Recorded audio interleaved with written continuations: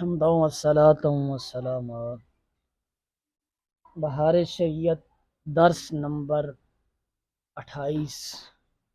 آج ہم بیع کی شرائط پڑھیں گے۔ بیع کی شرائط، بیع کیا ہوتا ہے؟ بیع مانا بیچنا۔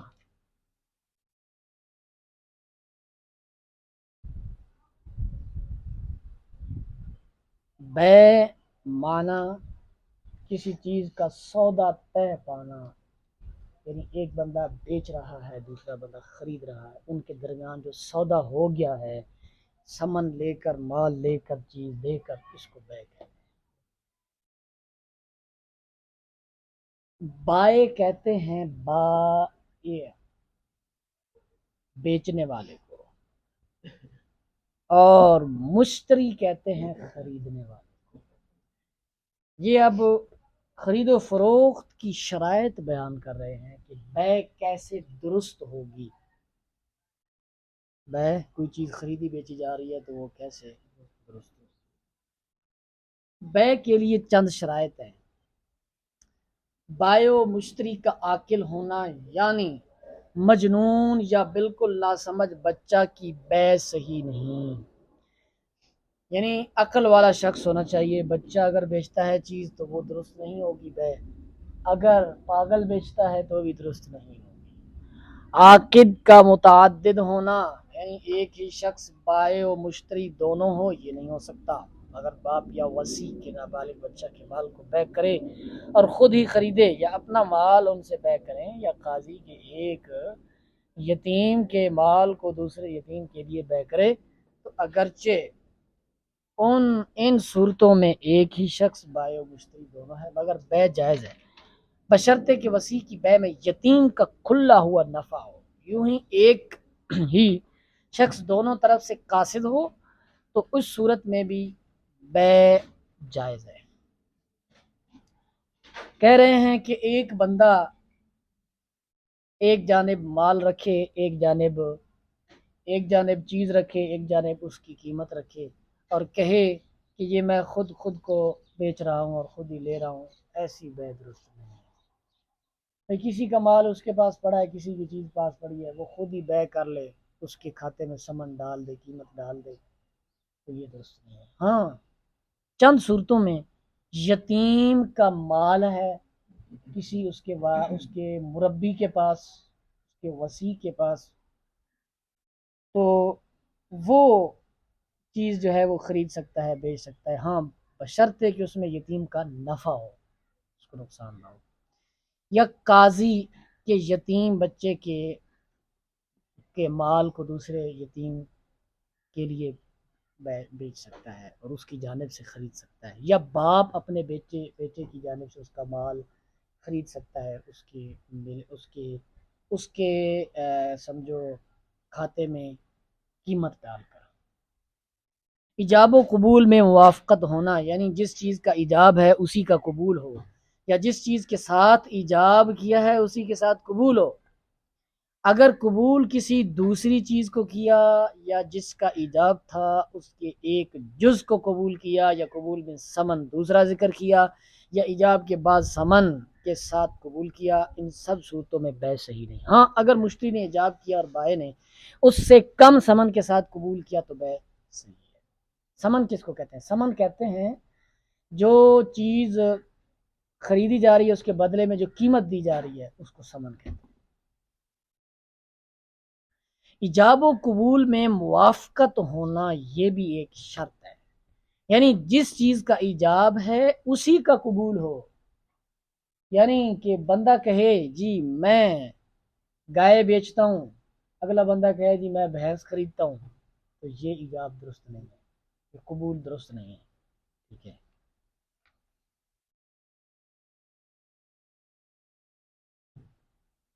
اگر قبول کسی دوسری چیز کے ساتھ کیا نہیں درست، یا قبول میں سمن دوسرا ذکر کیا۔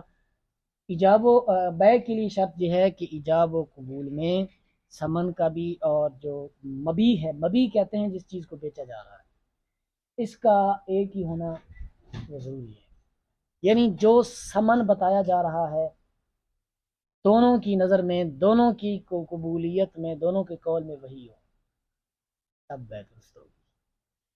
ایجاب و قبول کا ایک مجلس میں ہونا، یعنی ایک ہی نشست میں ایجاب اور قبول کا ہونا، یہ بھی بیع کی ایک شرط ہے۔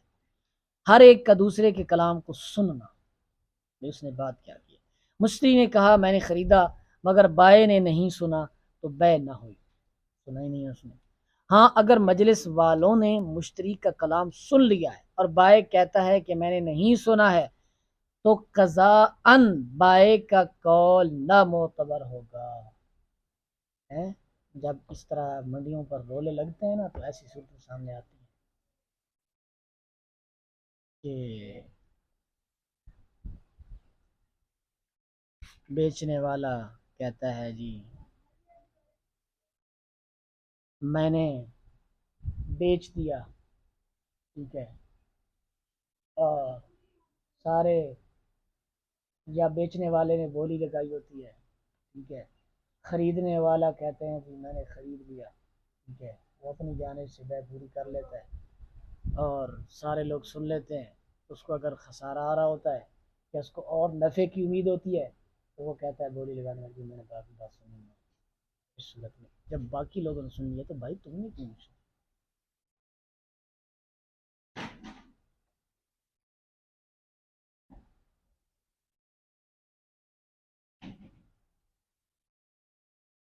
مبی کا موجود ہونا، مبی کا موجود ہونا، مال مختوم نہ ہو، مال متکوم نہ ہو، مبی کا موجود ہونا بھی ایک شرط ہے۔ متکوم کیا ہوتا ہے؟ مال متکوم کیا ہوتا ہے؟ وہ مال جو جمع کیا جا سکتا ہو اور شرعاً اس سے نفع اٹھایا جا سکتا ہو، وہ مال جو جمع کیا جا سکتا ہو اور شرعاً اس سے نفع اٹھایا جا سکتا ہو، یہ بہت گہری بات ہے۔ مثلاً بکری یا گائے کے تھنوں میں دودھ کی بیع کر لینا، ٹھیک ہے، اس کو جمع نہیں کیا جا سکتا، اس صورت میں اس سے نفع بھی نہیں اٹھایا جا سکتا، وہ تو جب دودھ دوئیں گے تو پتہ چلے گا کتنا ہے۔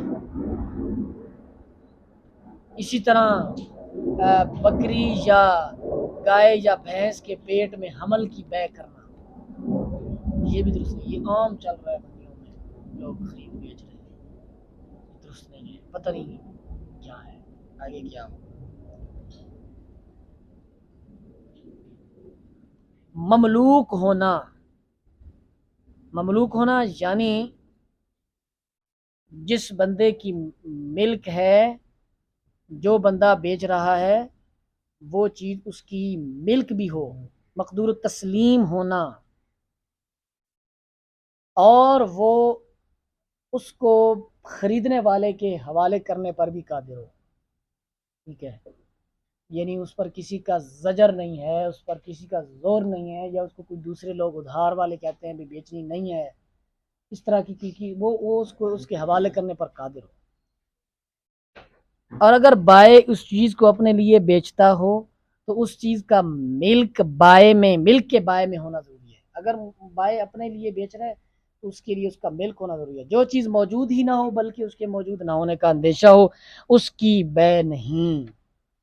مثلا حمل یا تھن میں دودھ ہے، اس کی بیع ناجائز ہے کہ ہو سکتا ہے جانور کا پیٹ پھولا ہو اس میں بچہ نہ ہو اور تھن میں دودھ نہ ہو، کیونکہ یہ غیر دید چیزیں ہیں، غیر دیدہ چیزیں ہیں، پھل نمودار ہونے سے پہلے بیچ نہیں سکتے۔ یوں ہی خون اور مردار کی بیع نہیں ہو سکتی کہ یہ مال نہیں، اور مسلمان کے حق میں شراب و خنزیر کی بیع نہیں ہو سکتی کہ مال متکوم نہیں، مال متکوم نہیں۔ مال متکوم کیا کہا تھا ہم نے؟ وہ مال جو جمع کیا جا سکتا ہو اور شرعاً اس سے نفع اٹھانا جائز ہو، تو شراب سے اور خنزیر سے شرعاً نفع اٹھانا جائز نہیں ہے۔ زمین میں جو گھاس لگی ہوئی ہے اس کی بیع نہیں ہو سکتی، اگرچہ زمین اپنی ملک ہو، کہ وہ گھاس مملوک نہیں ہے، وہ گھاس مملوک نہیں یعنی کوئی اس کا مالک نہیں۔ یہ کون سی گھاس مراد ہے؟ یہ عام جو لگی ہوتی ہے، جو چارہ تن فصل کے طور پر اگائی جاتی ہے وہ نہیں، وہ تو ایک علیحدہ چیز ہے۔ یوں ہی نہر یا کنویں کا پانی، جنگل کی لکڑی اور شکار کے جب تک ان کو قبضہ میں نہ کیا جائے مملوک نہیں۔ یہ بھی ساری صورتیں عام چل رہی ہیں۔ کنویں کا پانی بھی لوگ بیچتا ہے، ٹھیک ہے، نہروں کا پانی بھی لوگ بیچتا ہے، اگرچہ اس میں بہت سی صورتیں نکلتی ہیں، ٹھیک ہے، جواز کی، جنگل کی لکڑی، اس میں بھی جواز کی صورتیں نکلتی ہیں، شکار کے جب تک ان کو قبضہ میں نہ کیا جائے جیسے مملوک جائے مملوک۔ ہاں اب یہ سندھی لوگ اکثر دریاؤں پر ٹھیکے لے کر بیٹھے، دریاؤں کے علاقوں کے 4 کلومیٹر کا ٹھیکہ ہے جی ادھر سے دریا کا، اس میں جتنی مچھلی نکلی وہ ہماری، اتنے عرصے کا ٹھیکہ ہے۔ یہ درست نہیں ہے، کیوں کہ مبی جو ہے وہ سامنے ہی نہیں ہے، جو چیز بیچی جا رہی ہے مقدور التسلیم ہی نہیں ہے، مملوک بھی نہیں ہے،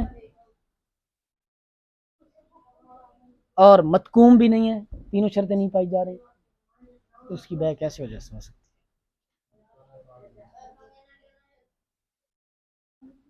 ہاں وہ اگر نکال کے بیچیں لوگ پھر ہے بے موقت نہ ہو، اگر موقت ہے مثلا اتنے دنوں کے لیے بیچا تو یہ بے صحیح نہیں، اتنے دنوں کے لیے میں آپ کو چیز بیچ رہا ہوں پھر آپ سے واپس لے لیں گے، یہ درست نہیں ہے۔ اجارہ اجرت پر دینا یہ درست ہے۔ مبی و سمن دونوں اس طرح معلوم ہوں کہ نزاع پیدا نہ ہو سکے۔ مبی و سمن یہ بھی ایک شرط ہے، اس طرح کھلم کھلا بات بتائی جائے کہ جھگڑا پیدا نہ ہو سکے۔